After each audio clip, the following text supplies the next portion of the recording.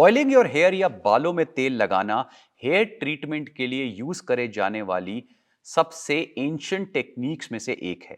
हमें पता होना चाहिए कि जो ह्यूमंस होते हैं वो नेचुरली अपने बालों से सेबम नाम का एक ऑयल सिक्रीट करते हैं। कई ह्यूमंस में जेनेटिकली ये जो सेबम है ये ज्यादा सिक्रीट होता है, तो उनके केसेस में ऑयली हेयर होते हैं। कईयों में कम होता है तो उनके हेयर ड्राई होते हैं। लेकिन फिर भी external application of oil maximum लोगों के केसेस में बहुत ही इफेक्टिव प्रूव हुआ है, मल्टीपल स्टडीज में भी।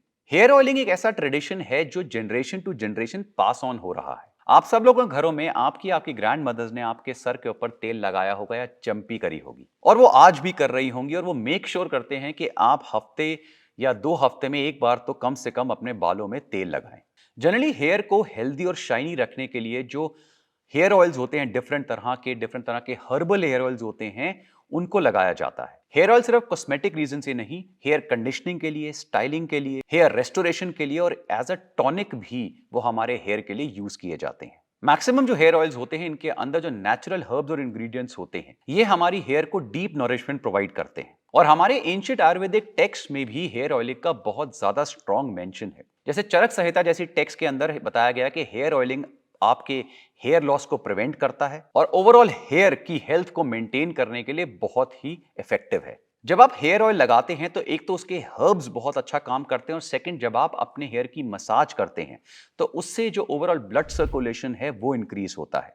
और ये दोनों चीजें मिलकर हमारे हेयर फॉलिकल्स को नरिश करती हैं और हेल्दी हेयर की ग्रोथ में हेल्प करती हैं। उसके अलावा डिफरेंट तरह के हर्ब्स जो होते हैं वो हमारे हेयर को शाइन प्रोवाइड करते हैं और स्ट्रेंथ प्रोवाइड करते हैं। जो लोग ड्राई स्कैल्प या ड्राई हेयर कंडीशन से सफर कर रहे हैं, उनके केस में हेयर ऑयलिंग बहुत ज्यादा इफेक्टिव मानी गई है।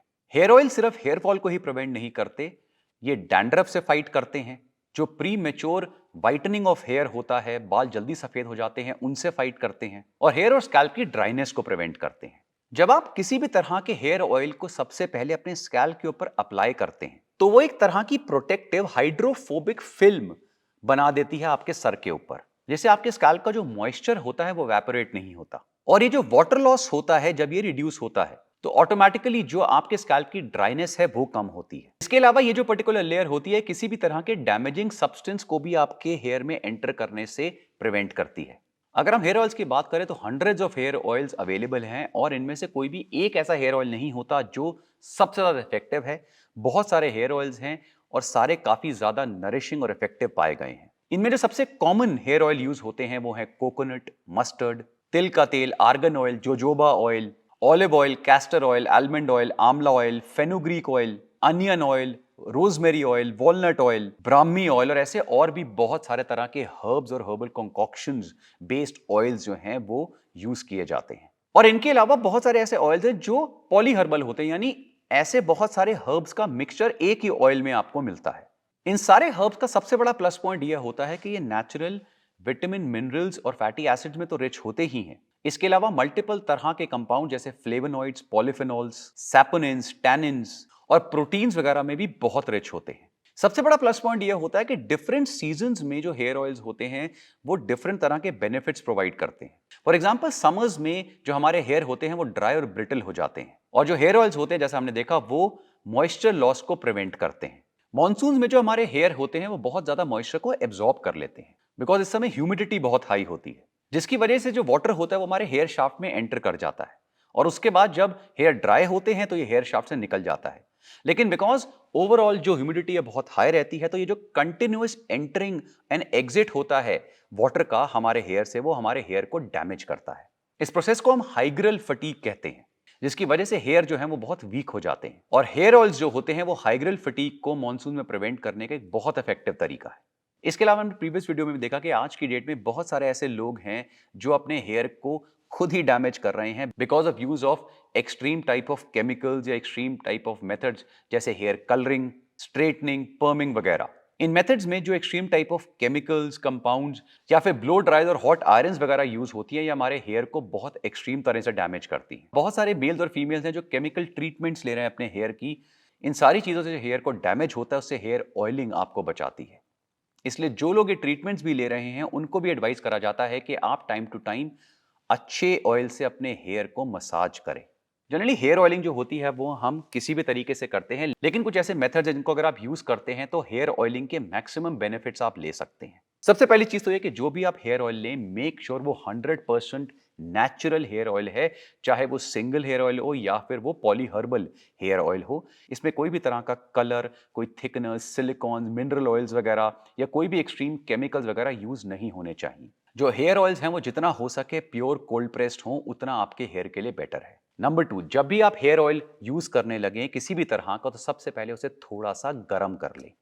अब इसका तरीका ये होता है कि एक छोटी सी शीशे की कटोरी में आप माइक्रोवेव में उसको गर्म कर सकते हैं या स्टील की कटोरी में गैस के ऊपर गर्म कर सकते हैं, क्योंकि जो हॉट ऑयल होता है वो आपके स्कैल्प में बेटर पेनिट्रेट होता है। जब आपका तेल गर्म हो जाए तो अपनी फिंगर्स को उसमें डिप करिए और उस तेल को अपनी रूट्स में मसाज करिए, सर्कुलर मोशन में उसे घुमाइए। मेक श्योर उस ऑयल को अपने पूरे के पूरे स्कैल्प के ऊपर अप्लाई करें और कम से कम 10 से 15 मिनट तक आप उसकी मसाज करें ताकि वो प्रॉपर्ली पेनिट्रेट हो पाए। ऑल्सो इसको विगरसली मसाज नहीं करा जाता है, जेंटली आप मसाज करेंगे तो भी वो इजीली पेनिट्रेट हो जाएगा। आइडियली अगर हम इसे वार्म टॉवल या कैप से कवर कर लेते हैं तो ये बहुत ज्यादा इफेक्टिव है, लेकिन अगर नहीं भी कर पाते तो भी कोई प्रॉब्लम नहीं है। अब एक क्वेश्चन आता है कि ऑयल लगाने के बाद कितने समय तक उसको हमें सर पे रखना चाहिए, क्योंकि डिफरेंट लोगों की डिफरेंट ओपिनियंस हैं और इसका कोई भी एक एग्जैक्ट आंसर नहीं है, यह आपके टाइमिंग के ऊपर डिपेंड करता है। मिनिमम आप 1 से 2 घंटे अगर अपने ऑयल को लगाते हैं आपके लिए बहुत इफेक्टिव है। आप उसके बाद उसको प्रॉपर शैम्पू से रिंस कर सकते हैं। कई लोग इसको ओवरनाइट भी रखते हैं। अगर आपके पास टाइम है और आप रात को तेल लगा के सोते हैं और सुबह उसे शैम्पू कर लेते हैं तो भी वो बहुत ही इफेक्टिव ट्रीटमेंट है। और एक प्रॉब्लम होती है जिसको हम शायद ऑब्जर्व नहीं करते कि जब भी हम हेयर ऑयल लगा के नेक्स्ट डे शैम्पू करते हैं तो मेक श्योर आप कम से कम 2 बार उसको शैम्पू करके रिंस करिए, क्योंकि मैक्सिमम केसेस में पहली बार शैम्पू से ऑयल निकलता नहीं और उसके ट्रेसेस जो हैं वो हमारे स्कैल्प पे रह जाते हैं। इसलिए कम से कम 2 बार अपने स्कैल्प को शैम्पू करिए ताकि जो ऑयल है वो प्रॉपर्ली रिमूव हो जाए। ऑल्सो जिस तरह से ऑयल्स हैं और बाकी चीजें हैं, मेक श्योर जो शैम्पू आप चूज करें वो जेंटल केमिकल फ्री शैम्पू हो। हेयर ऑयल जब आप लगा लेते हैं तो एक चीज हमेशा याद रखिए कि उसको लगाकर आप बाहर मत घूमिए, क्योंकि ऑयल्ड हेयर जो होते हैं वो डस्ट को बहुत ज्यादा गैदर करते हैं। कोशिश करिए कि जब आप हेयर ऑयल लगा लें तो उसको लगाने के बाद आप इंडोर्स ही रहें,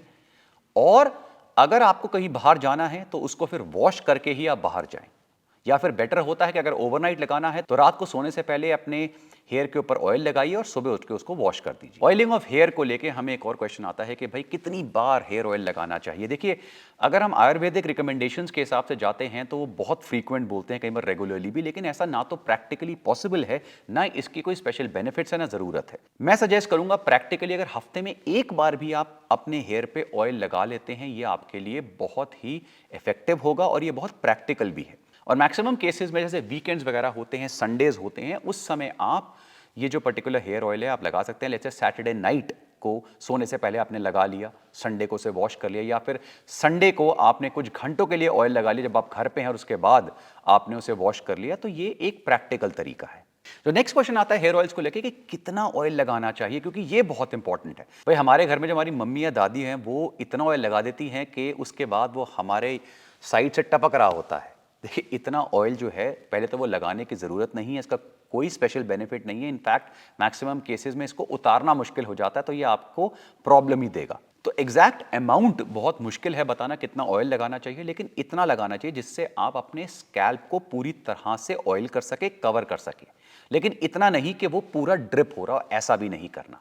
कई लोग बहुत ही कम लगाते हैं, हल्का सा भी दिख रहा होता है कि ऑयल लगाया, वो भी नहीं। कई लोग बहुत ज्यादा लगा लेते हैं, ऐसा भी नहीं है। मेक श्योर इतना लगाएं कि वो आपके पूरे स्कैल्प को नरिश करे और उसके बाद जब वॉश करें तो वो इजीली रिमूव भी हो पाए। जैसे वो क्वेश्चन पूछते हैं ना कि खाने में कितना नमक डालना चाहिए, अब इसका कोई एक आंसर नहीं है, तो बोलते स्वाद अनुसार। तो इसीलिए ऑयल भी जरूरत अनुसार ही लगाने चाहिए।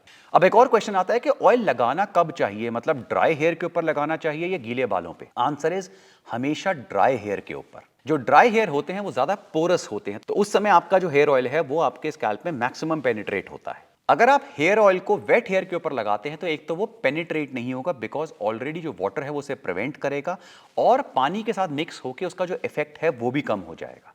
अब हर एक मेथड की तरह हेयर ऑयलिंग भी हर एक के लिए इफेक्टिव नहीं होती है, कईयों के लिए डैमेजिंग भी हो सकती है। फॉर एग्जाम्पल, अगर आप आपके हेयर ऑलरेडी बहुत ऑयली है और उसकी वजह से डैंड्रफ बहुत ज़्यादा है, कोई टाइप ऑफ फंगल इन्फेक्शन आपके हेयर में है, तो उस समय जो ऑयलिंग होती है वो कंप्लीट नो है, वो उसको वर्स कर सकती है। अगर आप सोरियासिस या सेबोरिक डर्मेटाइटिस जैसी प्रॉब्लम से सफ़र कर रहे हैं तो भी हेयर ऑयलिंग को मना करा जाता है। अगर आपके फोरहेड पे एक्ने का प्रॉब्लम है तो आप हेयर ऑयल तो लगा सकते हैं, लेकिन आपको केयरफुल रहना पड़ेगा कि वो जो ऑयल है वो आपके फोरहेड के ऊपर ना आए, जिससे एक्ने फर्दर वर्स हो।